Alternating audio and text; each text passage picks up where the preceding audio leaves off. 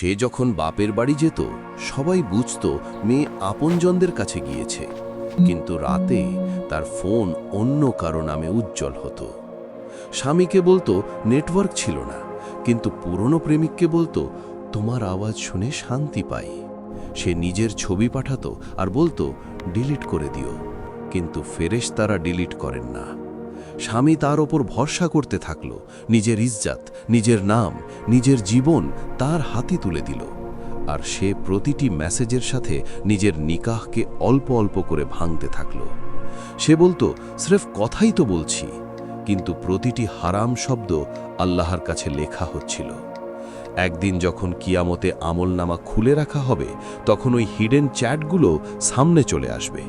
তখন না বাপের বাড়ির পাশে থাকবে, না ওই পুরনো প্রেমিক, স্রেফ আল্লাহ থাকবেন আর লজ্জা।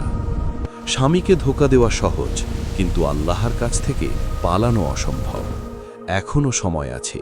চ্যাট ডিলিট করার আগে গুনাহ ডিলিট করো এবং সচ্চা দিলে তওবা করো। এখনও সময় আছে, শুধরে যাও, কারণ প্রেমিক দুনিয়ায় মিলবে, কিন্তু কিয়ামতের দিন কেউ পাশে দাঁড়াবে না।